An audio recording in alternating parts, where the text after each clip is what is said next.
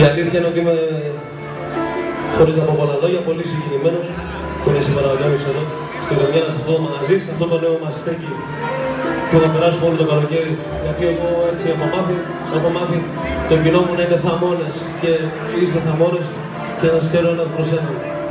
Λοιπόν, τίποτα. Όταν είναι ο Αντώνης δίπλα μου, εγώ δεν μπορώ να κρατάω μικρόφωνο, το παραμείνω. Καλησπέρα και από μένα. Καλό καλοκαίρι, Παπαδάκο μου. Και στην Ελένη μου, και στα Μελισσάκια, και στον κύριο Μπερτάκη εδώ πέρα που έκανε ένα υπέροχο χώρο. Άννα μου, εδώ είναι και η Άννα μου, εδώ είναι και η Άννα μου. Νούλα μου, ένα φιλί να στείλω. Άνοιξε την καρδιά σου, θα σου έρθει το φιλί.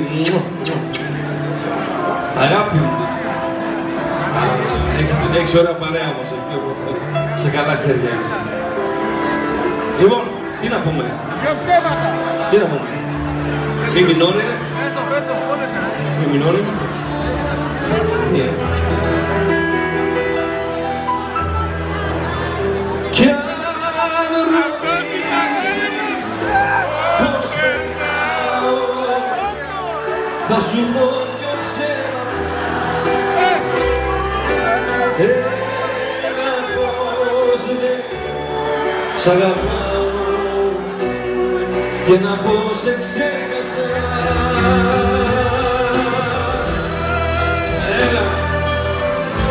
Έλα μωρή Παντέλα, που μάντω εδώ κάνει ο Παντελής μόνο.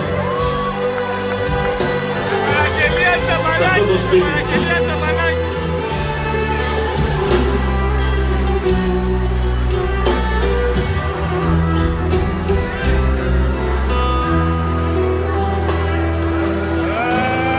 Αν καμιά φορά βρεθούμε,